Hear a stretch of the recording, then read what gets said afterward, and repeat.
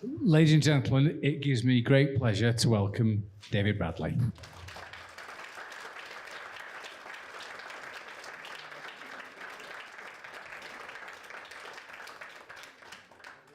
Ladies and gentlemen, we have about half an hour where we're going to do a Q&A with David.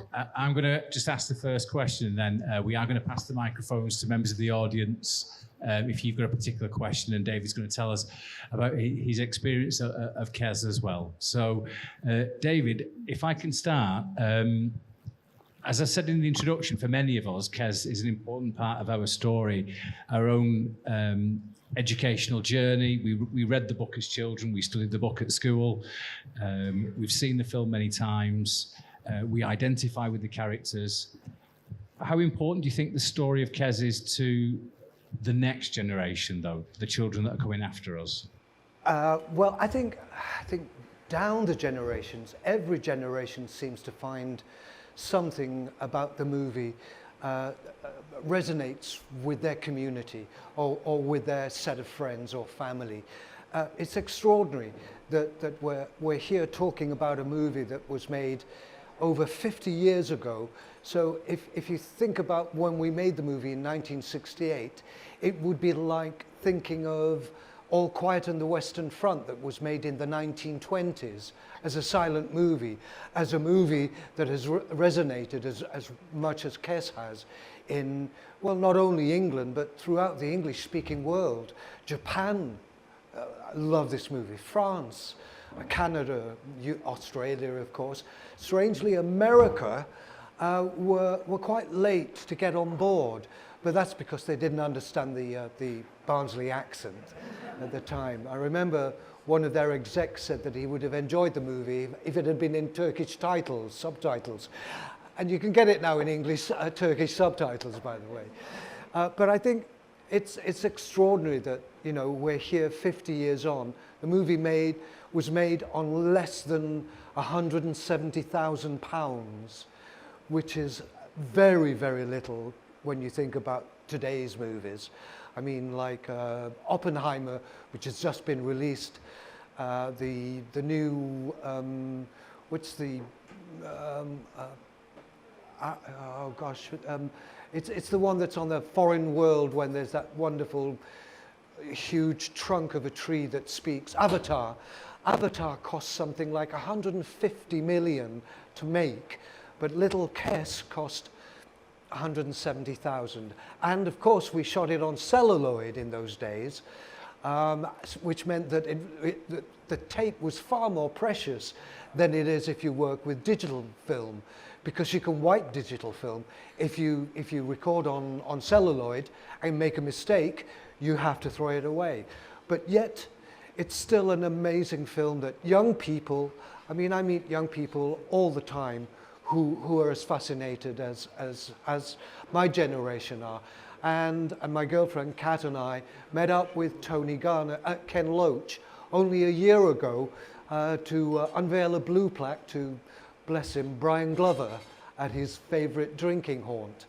And Ken was invited up to go to the local college, and they gathered a few students there. Well, it was actually packed. It was about 200, and they were as engaged with the film as any of our generation. So it's just amazing that it's still talked about on the radio at least 3 or 4 times a day. And incidentally, at the turn of the 2000, at the Millennium Year, New Year, they did a stroll, well, actually a proper poll of its peers and the public and the press of the best UK films of all time. And KES finished 7th in the best film ever made in UK history, and the 28th in world history, which is phenomenal for such a small budget movie. And no, we'd never expected, I never expected to be speaking with you 45, 50 years on, talking about a movie that's been in my DNA since I was 14 years old. Thank you, David. Thank you. Any questions from the audience?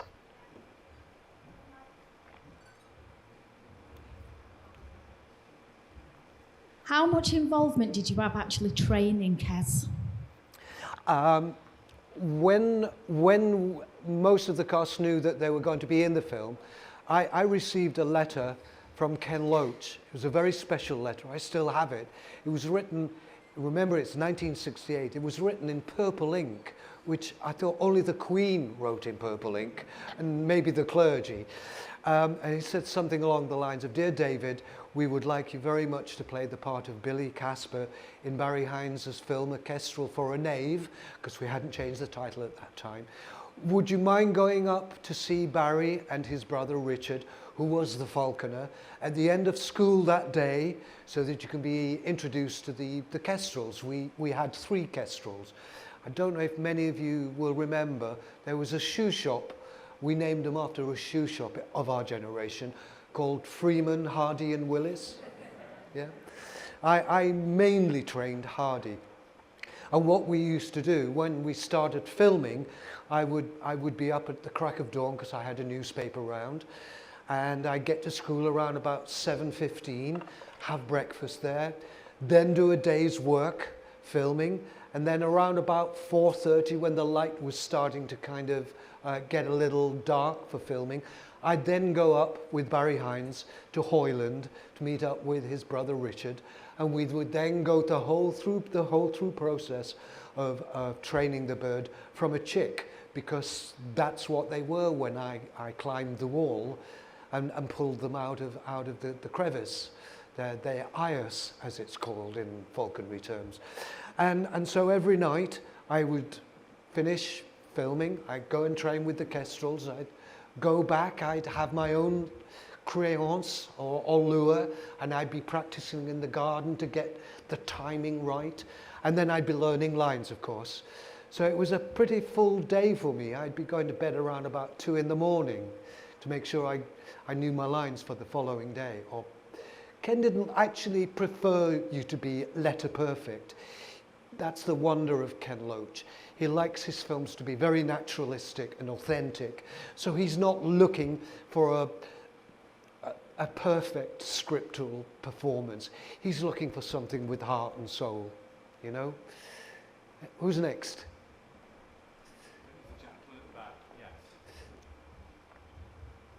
You actually answered my question, but I was going to ask you, how long did it actually take for the film to be made? Because you'd have had to take quite a lot of time out of school, wouldn't you? Yeah, well, we actually filmed it through the summer holidays of '68. So none of us really actually missed out on school. I had an extra couple of weeks when the summer holidays were over. But we spent the entire summer holidays having a ball, because it wasn't like a Hollywood film set. It was very, very calm, very easygoing. It was a huge family. That was the most important thing, was the cast and the crew. It wasn't a hierarchy. It was one great big solid community with one goal in mind, to make a movie as good as we possibly could. And none of us expected the film to do much more than a couple of years on the circuit. So Ken and Tony and I were absolutely blown away when it was finally released. It didn't get a release at first. The distributors, who were at the time United Artists, they didn't think that there was an audience for a boy with a bird of prey. So Ken and Tony Garnett being the producer, decided that the only route that they could go was by going the film festival route. So it was shown in a film festival in Czechoslovakia called the Karlovy Vary, and it won first prize there, the Golden Bear. Went to do a couple of other minor film festivals, and then got invited to Cannes Film Festival, but out of competition. It was one of their extra films for any of the press who wanted to see it, out of competition.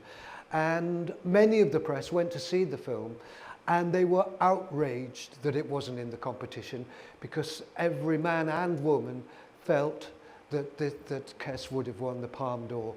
So Ken Loach would have been the only director to have won 3 Palme d'Ors, which is amazing. The film then, we tried to get it a release in England, but still we had problem. But we were very lucky in that there was a film festival in those days called the London Film Festival. It's now called the Time Out Festival now. The London Film Festival was like a preview of all the foreign films and English films that would probably hit the market the following year. And we were invited to show KES, and that was where I first saw the film in its completeness. And I sat at the back with Ken and Tony Garnett. Barry Hines was there, Colin Welland as well, and watched it and was as amazed as probably you were when you first saw it. And as the curtain went down and the end titles went up, every man and woman in the audience stood up on their feet and gave us a 15-minute ovation as we walked to the stage. And then the distributors thought that maybe they could risk a northern release, right? So instead of having the world premiere in Barnsley, which is where it should have been, we had a wonderful old-fashioned Art Deco cinema with the strip lighting outside. It was wonderful. We knocked it down for a supermarket, unfortunately. They decided to have the world premiere at the new Doncaster Odeon, which is now, incidentally, an NCP car park. And that's where it was shown. And then the next week it went to Barnsley, Sheffield, Manchester, Leeds, Huddersfield, and at every venue they were queuing round the block. It broke all box office records and all attendance records from that point, you know, back in history. I'm sure it's been broken since, but at that time that was a tremendous achievement. And so eventually the distributors brought it down to London, and it opened at the Leicester Odeon in Leicester Square, which is it's like 1,000-seater. It played there for 11 months, which is amazing, you know. So yeah, hope that kind of answers your question. Any more questions? Yeah, got a yes, the lady there. Thank you for coming. Nice to meet you. My pleasure.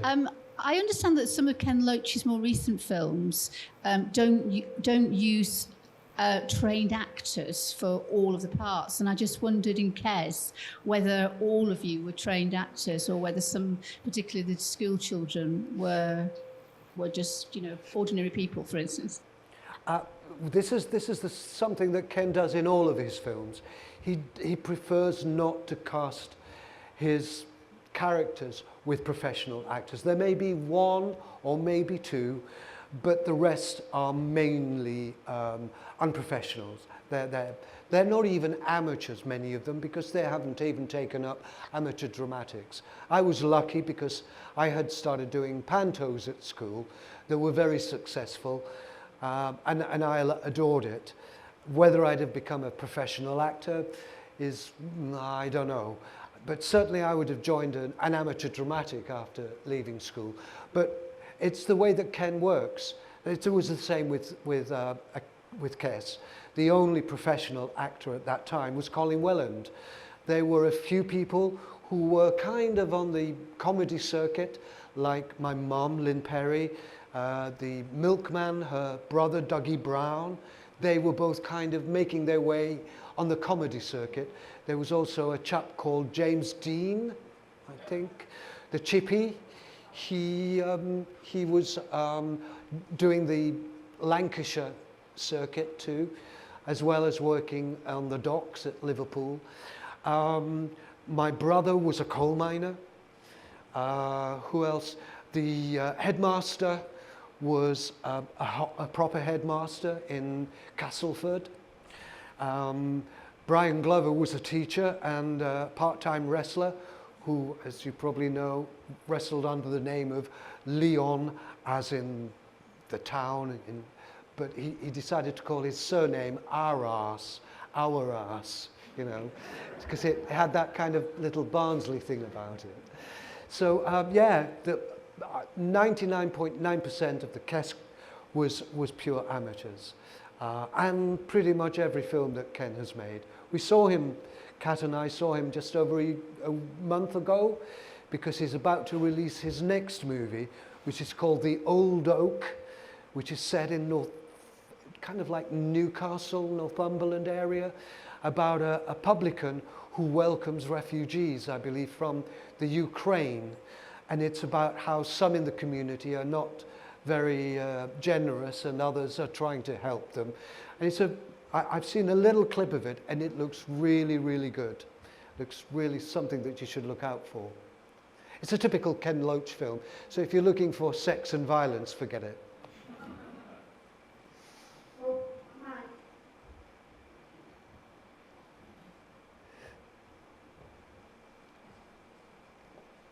There are some just incredibly iconic moments throughout the film. Do you have one personal scene or moment that sticks with you that you think, yeah, that's my favourite moment? I think, for me personally, the scene where he's flying the kestrel and Mr. Farthing is watching, not only because of the fact of how difficult that was, getting the timing right, but that the artistic and aerial beauty of it.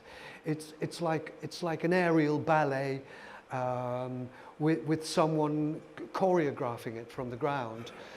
I just loved working with the bird, and they are so stunning, and they don't half hurt when they bite you, and scratch, of course.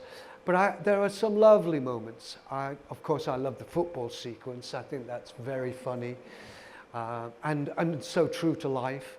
And there were times, I mean, I'll give you an example in the dressing room after Billy has failed as a goalkeeper and is on the way out, having not taken a shower, and the PE master stops him from going and asks him if he's had a shower, and he says, yes sir, and he gives him a crack across the head. Well, he was rehearsing that off camera several times without letting me know, right? He's suddenly, what? And I try and find another, and, you know, get into a corner so he couldn't actually get behind me. But yes, yes, I love the football sequence, of course. I think, I just love the whole film. You just get drawn into it. And you believe it. It's not like a Hollywood movie. It's like a fly-on-the-wall movie. It's more documentary style than kind of glitz and glamour. And I think that's one of the reasons why so many people resonate and feel, you know, a connection with it, because they know people like that in their neighbourhood, whether you're from, you know, Wales or Liverpool, Scotland, down south. It's crossed the you know, the racial and the civil divide. Everybody likes it, whether you're working class, middle or upper class, whether you're Jewish, Polish or Caribbean, Afro-Caribbean. Everybody has found this movie resonates with their communities, and I think that's a great honour, and we should be really grateful to Barry Hines for writing this book. You've mentioned Colin Welland. We've obviously, within Leigh, got a connection to Colin, because obviously, I know he was born in Liverpool, but he taught in Leigh, and he taught literally just down the road at Bedford High School. I don't think it was called Bedford High School at that point. Do we actually have anybody from Bedford High School who was there at the time? It would have been great if there was, but you have to be very old. What do you remember of Colin? Well, firstly, I remember he was a St. Helens fan, but we won't hold that against him, will we? Right? He was a very, very generous guy. He was very kind of paternal, like a mother hen to all of us, because he had the experience, and he wanted to ensure that whilst we had a great time, that we were focused. And I think, you know, when you look at the kids, because a lot of the lines that the kids were saying were made up on the spot. There's a scene in the changing room when one of the kids says about Billy, he's undressing. He says, oh, he's just come back from Biafra, which at that time was a really kind of poignant thing, because there was such poverty and malnutrition in Biafra. So it just came out of his head. It wasn't scripted or anything. And Ken said to him, it was during rehearsal, keep that line. We want that line in. And so the script kind of partly grew. And Barry didn't mind that because he said at the end of the day, they all think I've written it, which was great. So yeah, a lot of the moments with Colin were really, really nice. And in actual fact, about 12 months later, I hooked up with Colin to do a Z-Cars because he'd returned to Z-Cars. And I was invited, I was still at school. I was in my 16th year, I wasn't quite 16. And I was invited to do a episode of Z-Cars. And I'd taken Ken and Tony and Colin to the best fish and chip shop in town. And they did say it was the best fish and chip shop in town. So Colin, when he had me in London, took me to the best fish and chip shop in London, which I didn't think it was the best fish and chip shop. In comparison, what was, because obviously Brian is a different character on screen, what was Brian like? Brian was really in your face. He was a larger than life character. Huge warmth and affection. He wore a heart on his sleeve. But he was like rough. He was a rough gem. And he was a school teacher. I would imagine he taught at the same school as Barry when we started filming the stage screenplay. Barry had moved on to a place called Rayleigh, which is where he knew Brian Glover. And Barry was the sports master, and it was Brian who was the English teacher, which is kind of rather interesting. But Barry didn't even audition Brian because they both knew he'd be absolutely perfect for the football master, the games master. And we got on great. We did a couple of things together. We did a film called Absolution with Richard Burton. In 1978, he played a copper, played it very well. And then we joined forces again at the National Theatre to do what's called the Mystery Cycle plays, which is based on the Old Testament and the New Testament. And he played God on a forklift truck, right? And I played Adam. So he ushered me out of the ground, and I was completely naked and covered in cork. And then I saw him just prior to him dying. It was the year that my local football team, which we both loved very much, managed to get to the Premier League for the first time. And lo and behold, on the back page of an A2 size paper, it was huge, was a picture of Brian eating a bag of fish and chips. So I thought I'd take him the newspaper when I went to visit him at the hospice, and he'd had a stroke, so he couldn't speak anymore. He couldn't move very well, but it was still there. He recognized me immediately, and I said to him, "Listen, I've got something for you." I turned him round, and he showed him the newspaper, and he lit up. He says, I said, "Yeah, I brought it for you." And I said, "It's because our Barnsley boys went up this year." And he went, yeah.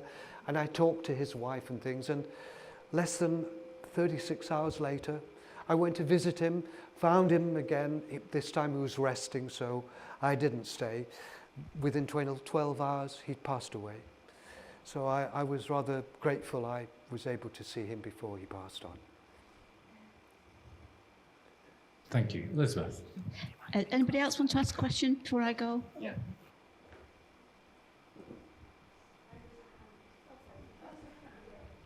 Hello. Hi. Do you know the end scene is still the saddest scene that I've ever seen? I just wondered, does it upset you? And did it upset you when you played that part? Yes. Firstly, it does upset me now. I can't watch the ending without being brokenhearted. I'm not. I know that it's me I'm watching, but something in my brain just recognizes that it's a child, and it's so cruel. During the making of it, as we were getting closer and closer to doing that sequence, we shot the entire film in sequence, most of it anyway. I was being told by Richard Houghton, the falconer, Ken Loach and Barry, that unless they were able to find a bird of prey that had died of natural causes, they may have to take one of the kestrels' lives. Yes. And I, well, firstly, I thought this was an outrageous idea. Then I thought they were too nice a kind of people to do something so horrid like that. But of course, this is the way that Ken Loach works. He's trying to get into your psyche to actually make your performance more authentic. You remember in the little sequence at the beginning when Billy's running on his paper round, going to the paper shop, and he runs through the estate. He had a man there with a Yorkshire Terrier, who he said, when he runs past you, you throw your dog out at him, and it'll run after him. That's what he did. So when it came to the last sequence, Tony Garner, and Ken Loach, and Barry and Richard had kind of primed me that they may have to. And come the day, I would go up, to train them prior to the day. And on the day prior to shooting it, there was one bird missing. We had to let one of the birds go anyway, right early on. Willis was a little on the schizophrenic side, so we couldn't train Willis. And what we did was very gently and enabled it to go back into the wild and fend for itself. So you just don't, abandon it. You still put out food for it so that it knows that it can get until it learns how to hunt for itself. So there I was, and there's only one bird in the hut, in the shed that we used to keep both kestrels. And it was not my kestrel, it was Freeman who was there. Hardy, the one I trained most of all, was missing. And they said, you'll have to train Freeman tonight. Hardy's not here right now. And they put it, they didn't say we've killed it, but they put it to make me think something had happened to it. And then I arrived on set, and Ken Loach had said to the entire crew, who were enormously friendly and warm to the entire cast. But when I wasn't shooting or filming, I'd help. That was the great thing. I was like the third assistant to the camera crew. So if there was any camera equipment, I'd lug it along in suitcases for them. And I'd help the sound crew out as well. But he told the entire crew on the day that we were shooting the last scene to be very cold with me, not to engage in any conversation. So I went in there and I'd see one of my buddies, I'd say, "Morning, Eddie." And he'd just go, "Morning." And that was it. And I'd go. And I'd look at someone else, I go, "Morning, Ron." "Morning." And they're all being so, and I'm thinking. And then suddenly our props guy takes me to one side and he said, "David, I think it's best that we show you the kestrel. We weren't able to find one, I'm afraid.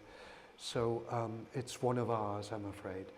And he brought it in newspaper. It wasn't even in a, but it was in the fridge, I guess. And he unwrapped it. And there was this kestrel inside. And I couldn't tell the difference between kestrels at the age of 14, because my mind was so, I was working all the time.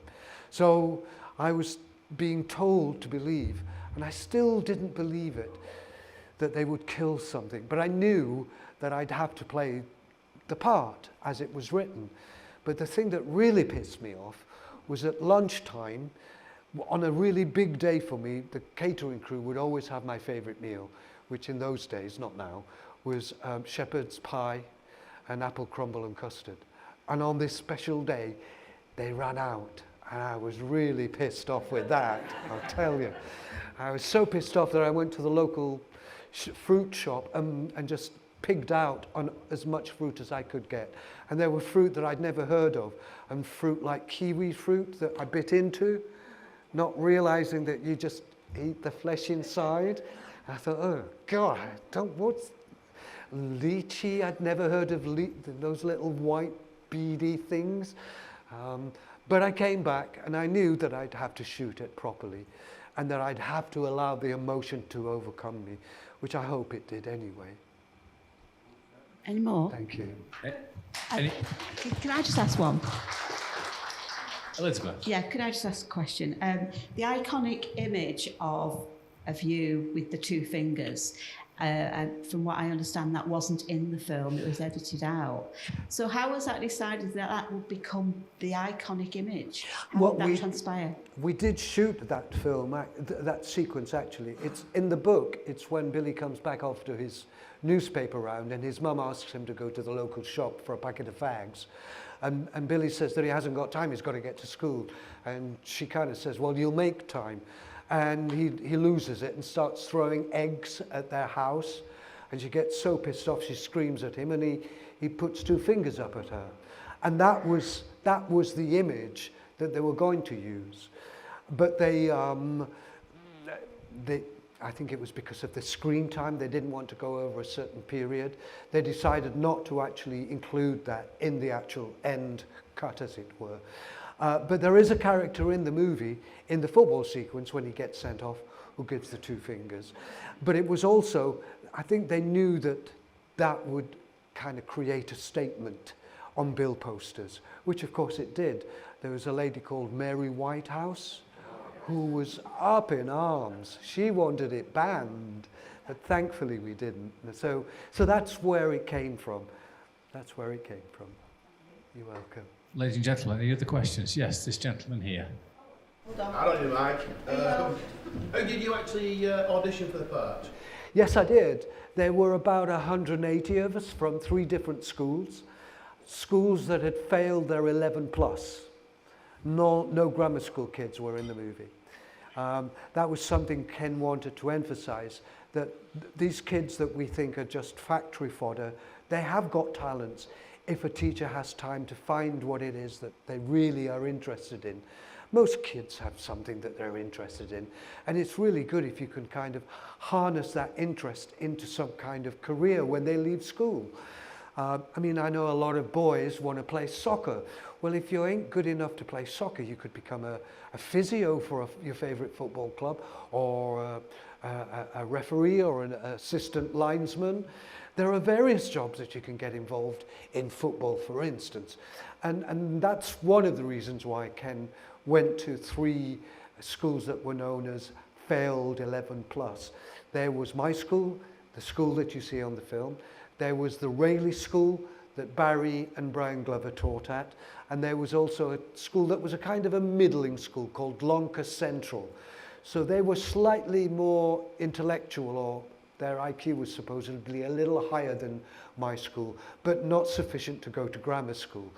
And we met up with Barry, Tony, Garnett and Ken at school. First of all, they whittled down the numbers to about 60, then to about 20, and about 40 to 50 of us went to the local hotel in town, the best hotel in town at the time, where we had a slap-up, well, we thought it was a slap-up meal. It was salmon paste sandwiches, which not many of us, it was, in those days, it was potted meat for people like us, and you know, kind of the gravy from your Sunday roast that was always bread and dripping, that was always nice. And so we had proper salmon paste sandwiches. And there were 2 scenes that we had to do.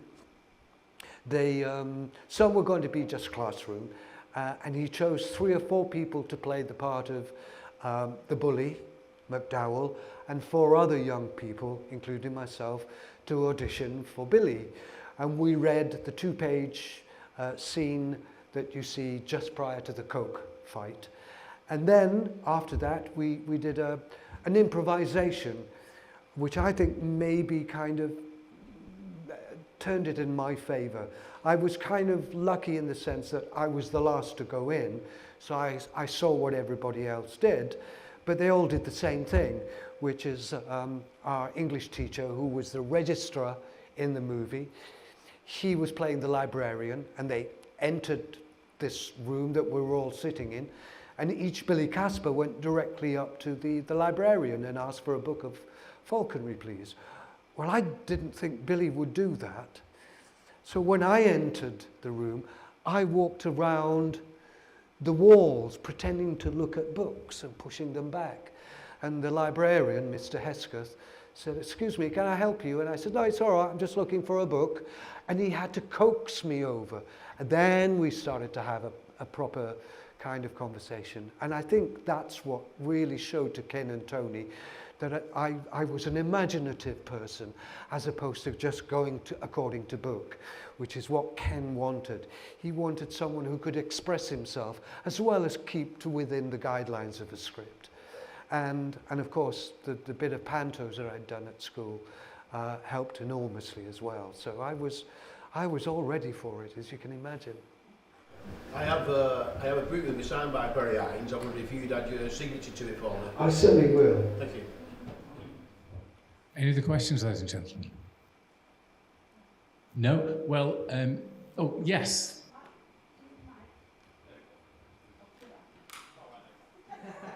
I've never seen the film before today, but I thoroughly enjoyed it. Obviously, I didn't grow up in the 60s and 70s, so I wondered, like, looking back, how well do you think it represents the time? Oh, it was so authentically. I mean, in my day, we were called latchkey kids. So that what that meant was that your mum and dad worked and they'd leave a key for you in the outer house or in the coal place so that you could get it to let yourself in. But nowadays, of course, it's instead of a latchkey, it's a mobile phone, right? So there might be certain differences in technology, but there's still a lot of what's happening in my time in the 60s still happening in schools today, with kids being bullied or being sexist, sexism and things, problems at the home, school teachers who yet still haven't learnt that they're not trying to bring the pupil up to their level as much as they're going down. It's a pupil and a teacher relationship is reversible. The pupil teaches a teacher to be a better teacher, just as a teacher teaches a pupil to be a better or a more, a wider human being. And I think a lot of kids would still recognize that a football scene is pretty much the same at games team. The games master still wants to be the ref and the penalty taker, and the slightly balding, fair-haired Bobby probably be Ronaldo or Messi right now, right? But they would still like to, imbue themselves with one of their heroes. So I think it still resonates so much, and like you say, young people find the movie really captivating still. Your generation. So I think we haven't mentioned it yet, but there's a memorial statue in town that cost over £120,000. It was totally publicly funded, of a bronze of Billy and the kestrel. There was a debate whether or not it should be the two fingers, but we already have a statue in town of Dickie Bird, and he's sticking up, and you can imagine what gets stuck on his finger. He's many a time you actually see him tugging off little white kind of bubbles or balloons. So I thought, no, we don't want to be known as the fingers town. So I said it would be much better, and it would inspire young people if there is a relationship between the bird and Billy. So eventually we decided on you should look it up on YouTube, or the Barry Hines Memorial statue. It's a beautiful, and anytime you're in Barnsley you should look at it. It's beautiful. For me, with the teachers, what I remember is that a teacher would refer to you by your surname, and they would also, when they do the register, they would call you by your surname, never by your first name. That's right. Which kind of shows the power imbalance at the time. Yes. And it's the subtle things that you think. It was in many ways the bad old days, I suppose. And in those days, we used to think that a classroom size of 32 was too big, but I have a feeling that the classroom sizes now are at least 32, if not bigger. And the schools are like maybe 2,000, the academies are 2,000 pupils. Our school was 600. So the whole regime of education has completely changed since my time. Hopefully for the better. Any final questions, ladies and gentlemen? Yes, this lady here.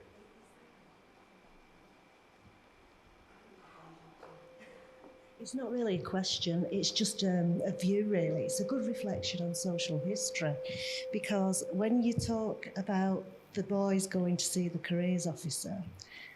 That didn't happen for the girls at that time. So, Did it not?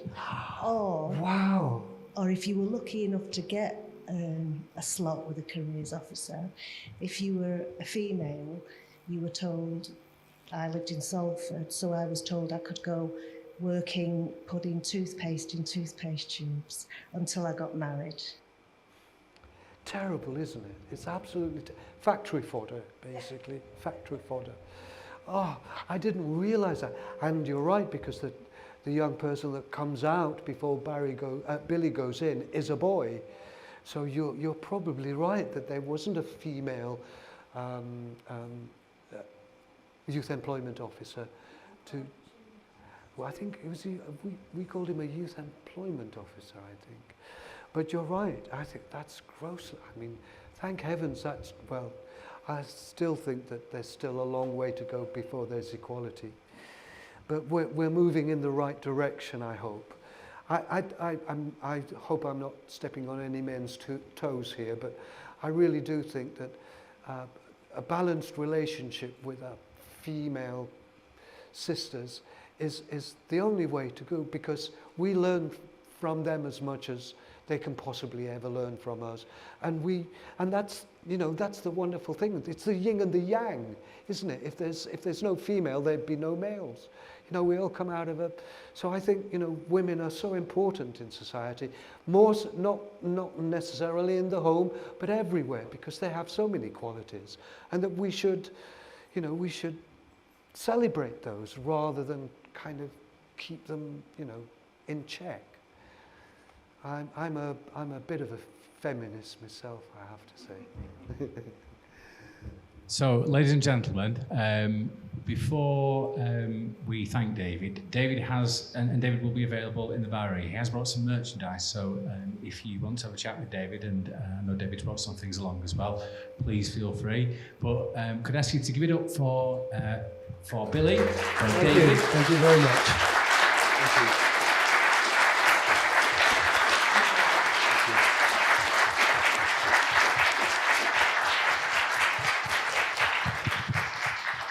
And thank you very much for coming. It makes it so much more welcoming and warming, and I get engaged as much as you do when you're engaged with me and asking me questions, because I don't know what you're going to ask me.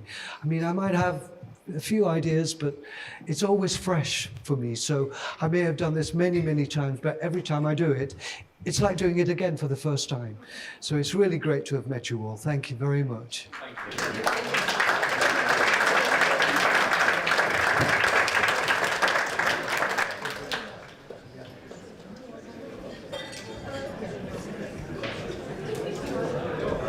Thank you very much.